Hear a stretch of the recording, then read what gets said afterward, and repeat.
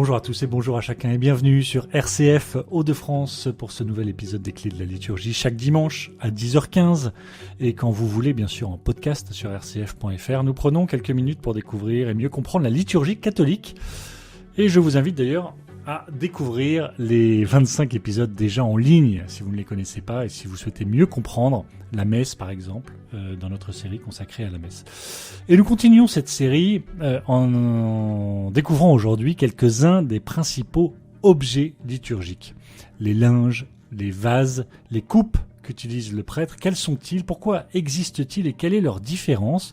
Ce sont des questions peut-être que vous vous êtes posées, peut-être que cela vous paraît anecdotique, et pourtant, l'intérêt et le respect que l'on porte à ceci dit quelque chose du mystère de la messe, qui est directement lié aussi au mystère du sacrifice de Jésus-Christ sur la croix. Un sacrifice qui est censé apporter le salut à l'humanité. Donc quelque part, cela vaut le coup de s'y pencher. Voilà pour l'introduction. En studio avec nous, le Père Charles-Marie Rigaille. Bonjour mon Père. Bonjour Arnaud. Alors je voudrais que nous prenions quelques temps durant cette émission pour nous arrêter sur les objets qui sont utilisés durant la liturgie eucharistique. Beaucoup, je pense, ne les connaissent pas.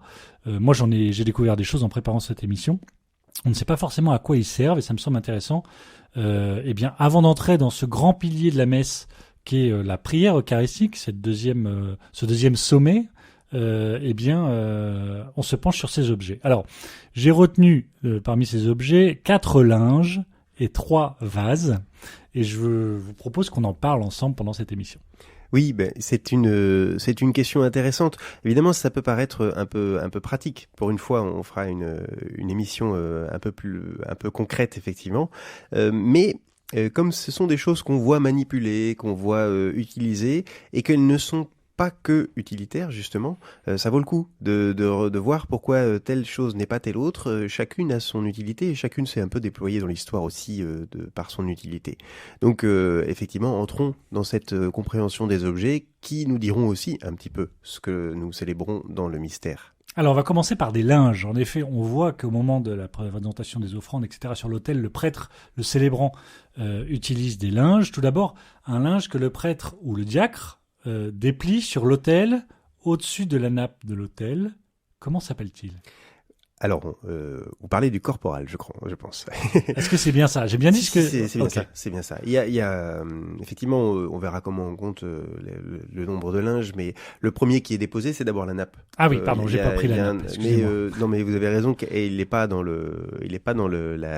Parce qu'il est installé avant Exactement, il est installé avant. Il arrive que dans certaines paroisses, d'ailleurs, le corporal soit installé avant aussi. C'est mieux si on l'installe pendant, parce que le fait de l'installer pendant, ça montre aussi un peu à quoi il sert. Donc, et la manière de le déposer montre aussi à quoi il sert. Est-ce que ce corporal, du coup, alors littéralement, vous retrouvez un mot corps, le corporal, puisque c'est ce linge qui est un peu comme le linceul, symboliquement le linceul, qui va être celui sur lequel on va déposer ce qui va devenir le corps du Christ. Et on l'entoure d'un soin particulier parce que il est celui qui va aussi recueillir éventuellement des morceaux d'hostie consacrée, donc ce qu'on appelle les parcelles, qui pour nous sont le corps du Christ en entier. Donc on essaie de faire en sorte qu'il y en ait pas, et s'il y en a, d'en prendre soin. Et alors ça explique par exemple la manière qui va être plié. Et alors les gens qui ont pu être attentifs à ce moment-là, ils pourront repérer le geste du prêtre qui déplie ce linge qui est plié en 3 dans un sens et en 3 dans l'autre. Donc en fait, ça fait 9 petits carrés. Et donc il le déplie vers l'avant, puis vers l'arrière, puis vers la gauche, puis vers la droite, ou dans un sens ou dans un autre. Ça dépend un petit peu comment il a été plié. Mais toujours dans ce mouvement-là, c'est fait exprès justement comme un orfèvre. Les orfèvres peuvent utiliser aussi ce genre de matériel qui est, s'il y a la moindre petite parcelle qui tombe, en fait le fait de le replier dans ce sens-là fait que ce sera toujours plié vers l'intérieur. Et donc s'il y a quelque chose qui reste dont on ne s'est pas aperçu, il va être conservé dans le pliage. Et donc c'est une manière de dire ce qui va arriver sur cet autel, c'est la chose qui a le plus de valeur que l'on puisse imaginer, c'est le plus précieux exactement. Et donc la manière de le déplier et la manière de le replier nous disent quelque chose de cette préciosité de ce qui va être posé dessus. Un autre petit linge utilisé, alors on dit un linge, mais il est un peu cartonné, je crois, il est un petit peu rigide, que l'on dépose sur le calice. Peut-être les auditeurs se souviennent de ce petit linge-là. Ça s'appelle comment ? Alors ça s'appelle une palle. Et alors on l'a vu réapparaître dans beaucoup de paroisses au moment du coronavirus, enfin de l'épidémie de coronavirus, puisque ça servait à protéger ce qu'il y a dans les coupes. Alors ça peut être un linge qui recouvre tout. Aujourd'hui en France, c'est vraiment un carré de carton quasiment. Et donc c'est pour ça qu'on le met presque plus dans la catégorie des linges, mais dans d'autres pays... Il est décoré, quoi, il est habillé. Il est décoré et il est vraiment rigide. Dans d'autres pays, c'est simplement un morceau de tissu, peut-être doublé, qui a été amidonné, qui permet de le tenir un peu plus droit. Et on l'a vu réapparaître, évidemment, parce que comme il protège ce qu'il y a dans les coupes, on s'est dit, pour éviter que le prêtre ne parle, qu'il y ait des postillons, quoi que ce soit, qui entrent dans les coupes, on a ressorti toutes les pales qu'il pouvait y avoir dans les sacristies. Mais avant le coronavirus, l'objectif, c'est de protéger, c'est une manière de encore rappeler que c'est précieux ce qu'il y a dans le calice. Exactement, c'est surtout utilisé pour le vin. Pour éviter les moucherons, les projections, voilà, tout insecte ou poussière qui pourrait tomber dedans. Et puis il a évolué dans l'histoire. Au début, c'était vraiment une grande nappe qui recouvrait tout. Qui recouvrait le pain, le vin, etc. pour éviter, entre le moment où on préparait et le moment où on le déposait sur l'autel ou le moment où il était consacré, éviter tout insecte ou poussière. Voilà. Petit à petit, ça s'est réduit jusqu'à devenir ce petit morceau de carton qui a fait juste la taille de la coupe en fait, qui fait la largeur de la coupe. On sait pourquoi ça s'appelle pale. Alors, ça doit venir du latin qui a l'origine de pallium, mais l'étymologie exacte, je ne la connais pas. Alors ensuite, il y a un autre linge que le prêtre ou le diacre utilise, je crois, encore une fois, pour nettoyer les vases à la suite de la communion. Ce linge s'appelle comment ? Alors, vous allez trouver ça peut-être curieux, ça s'appelle un purificatoire, qui sert à purifier le calice. Pourtant, si on pense que ce qu'il y a dedans, c'est le sang du Christ, il est pur. Exactement. C'est là qu'est la petite subtilité. C'est qu'en réalité, purifier, c'est pas simplement enlever l'impur, parce que sinon, dans ces cas-là, effectivement, si c'est c'est le corps, le sang du Christ qui est présent dans le calice, c'est pas du tout impur. Non, ce qui est pur, c'est ce qui est à sa juste place, qui est traité dignement. Et donc, ce qui serait impur, ce serait de laisser justement dans le calice du corps et du sang du Christ, et qui serait rangé n'importe comment, ou en tout cas mis au mauvais endroit. Voilà. Et donc, purifier, ce serait rendre à sa juste place. Et donc, le calice, qui va être rangé dans une armoire, lui, il ne doit pas contenir du corps du Christ, ce serait impur de faire ça. Le corps du Christ, il est dans le tabernacle.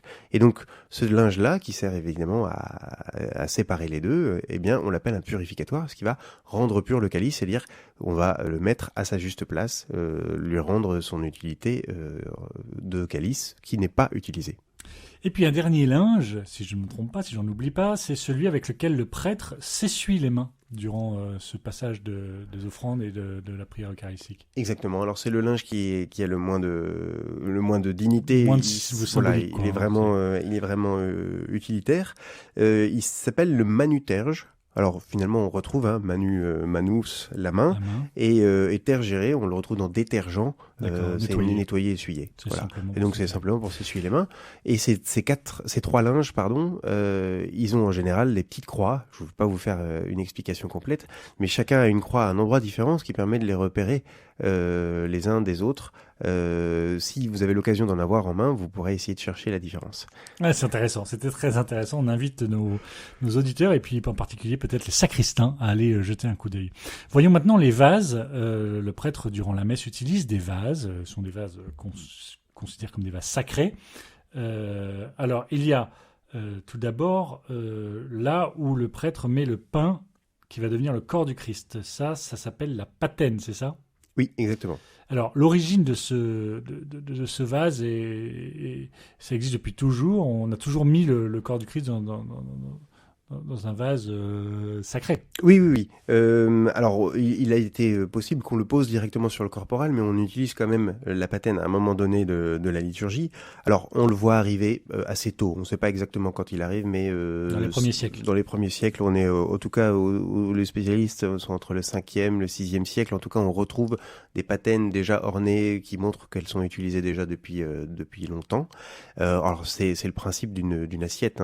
C'est vraiment, mais on l'orne parce qu'elles vont contenir le corps du Christ. Au début, ou en tout cas au fur et à mesure des siècles, elles peuvent être différenciées, c'est-à-dire que soit on met tout le pain, ce qui va devenir le corps du Christ, de la totalité de l'assemblée, donc on a des vases qui sont relativement grands. Parfois on sépare et on met un petit pour l'hostie du prêtre, et puis plusieurs petits parce qu'on va donner la communion à plusieurs. Des questions pratiques aussi. Et des questions pratiques et des questions d'usage. Et d'ailleurs, du coup, c'est vrai que la taille et la manière de l'orner nous dit quand même souvent, dit aux historiens, la manière dont ça a pu être utilisé au fur et à mesure des siècles. Ce qui est sûr, c'est que ça a toujours la même utilité, supporter le corps du Christ au moment où il a besoin d'être apporté, soit à la bouche du prêtre, soit à la bouche des fidèles. La coupe qui reçoit le vin qui va devenir le sang du Christ. Alors on l'appelle un calice. C'est un nom qu'on connaît, qu'on a entendu plusieurs fois. Oui, qui veut dire littéralement coupe, l'origine du mot latin calix. Et là, effectivement, elle peut avoir des formes variées. Des matériaux variés. Des matériaux variés. Alors, en principe, elle est dorée à l'intérieur quand même. Ça fait partie des recommandations. Pourquoi ? Parce que l'or, c'est quelque chose qui est inaltérable. C'est quelque chose qui est un matériau précieux, mais surtout qui n'est pas poreux et qui ne rouille pas. Et donc, on est sûr que le vin qui est devenu sang du Christ ne va pas être justement, on va pas s'imbiber dans le bois. Voilà, exactement. Okay. Après, c'est aussi parce que on voudrait donner le meilleur. Et aujourd'hui, en France, au XXIe siècle, ce qu'on a de plus beau, c'est l'or. Et ce qu'on a de plus pratique aussi, parce que du coup ça ne s'oxyde pas, et donc il n'y a pas de mélange entre le sang du Christ et d'autres choses, et donc c'est pour ça qu'on le fait. Y a d'autres pays où on peut imaginer que dans certaines circonstances ce soit plus difficile, voire impossible de trouver ce genre de matériaux. Alors dans ces cas-là on fera avec autre chose. Ce qui est important, c'est que ce soit que c'est précieux. Exactement, vraiment précieux.